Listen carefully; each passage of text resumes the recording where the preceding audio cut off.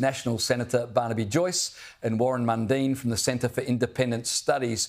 Gentlemen, welcome. Warren, I want to start with you. Yes. These comments from the incoming chair of Qantas, I think we would all welcome his observations. Do you think corporate Australia have really learned any lessons from the Voice campaign? Well, no, not really. You're still seeing the same stuff carrying on at the moment. Look, that campaign had, I've been doing campaigns for 30 years. That campaign was the most racist,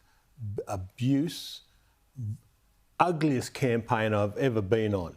And here you see the National Rugby League, the VFL, or VFL, you're going back a bit here, AFL, showing my age. You are. and all the universities, and also the... That's put me off now. and you look at all these corporations. But when you actually sat down and asked them what the Voice was, they didn't have a bloody clue. And the worst ones of all were these judges and these law societies all coming out and running with this. If you had a Supreme Court judge in New South Wales abusing people, racially abusing people, and calling them names. And what the big worry for me is, what does that mean when people who voted no go to court and that bloke's sitting in the chair? This is the thing that's happened. I can tell you today, I've been chucked off a couple of boards because of my stance on the Voice. Wow. And this is the disgraceful behaviour that these people went on with, and the abuse and the pain that we went through. And I've got to give it to Jacinta Price and Karen Little and the team that was out there that ran that campaign. They were just amazing, incredible people. And you know what? This was all about the Australian people, and the Australian people stood up.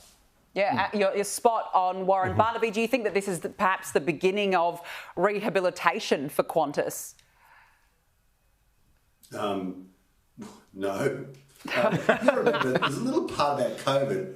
Remember we sent them billions and billions of dollars, taxpayers' money? Yep. Taxpayers' money went out there to basically pay for them. And the thanks we got for that is they decided that, they're brilliant at smoozing. They arrived down in Canberra, I like you, Danica, you're just like me, aren't we great? Give me a couple of taxpayers' bill. And then they see the Labor Party in, they go, oh, rah, rah, we're for the Voice. Let's buy a bit of virtue, we can cash it in later on. And what annoyed us is that's our job. Like it or not, that's the politician's job.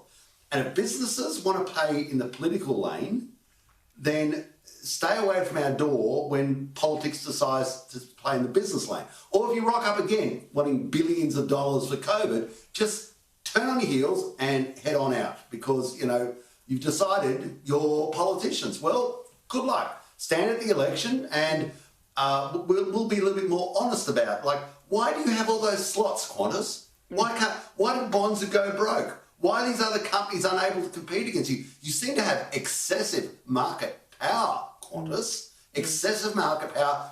And for the price of those stickers on the side of your plane, we've got people in regional areas who are paying way above the odds, who are paying hundreds and hundreds of dollars more than they should to get on a plane to fly to see a specialist in Sydney. But it's all right because Qantas supported the Voice. Yeah, it's all good because Qantas supported the Voice. Meanwhile, a native title claim covering a massive tract of land from Moreton Bay to Fraser Coast in Queensland is likely to be awarded to an Indigenous group when the federal court hands down its decision tomorrow. Now, the claim takes in more than 365,000 hectares of land, including Bribie Island, the Glasshouse Mountains, Noosa, Mount Coolum, just to name a few of the places affected. But Queensland South Native Title Services CEO Tim Wishart claims locals have nothing to fear from the claim.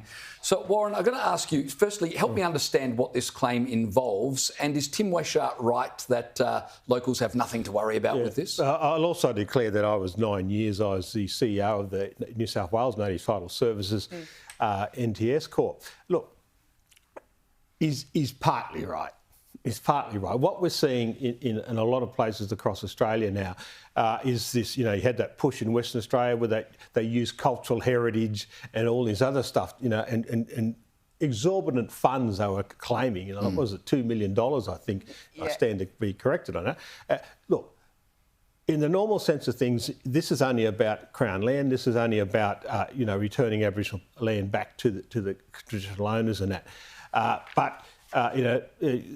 We've got to start looking at the legislation there, because what we want to get to the stage is that we want Aboriginal people to be able to own their own homes on their own lands and get businesses and getting jobs and getting things happening on these things. That's the most important thing. That will make the difference. Sorry, you said Tim Wishart was partly right that locals had nothing to worry about. So what should locals be worried about? Well, they should be worried about all these green groups and the left-wing groups that get around and we've seen what's happened in the Northern Territory, we've seen what's happened in Western Australia and a number of other places. Even Noel Pearson raised the issue what's happening on the Cape, where they're going to make all this land into national parks and exclude any opportunities that Aboriginal people will be able to have, and also the taxes and money that will come out of it will benefit the rest of Australia. Yeah, absolutely. Just before we let you go, Barnaby, I just want to ask you, the Chinese Premier says that relations with Australia are back on track. Of course, he's just touched down in Adelaide ahead of a tour. Do you agree? Do you think relations are back on track? No, look, the price of 2 pandas doesn't cover the cost of a sonar that could have killed divers on HMAS Toowoomba, or the flares that dropped out in front of the plane, the Seahawk that could have brought it down, or the military lasers that were fixed on Australian planes from Australia's exclusive economic zone by Chinese warships, or the fact that they put shards out of a plane almost could have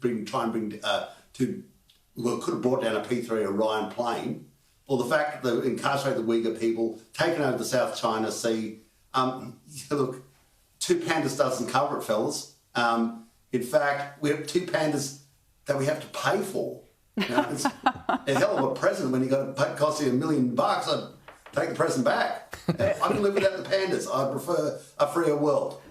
Yeah, you're spot on. I mean, who cares about the pandas? It's going to make no difference whatsoever. Barnaby Joyce, Warren Mundine, great to have you both on. Thank you for joining us.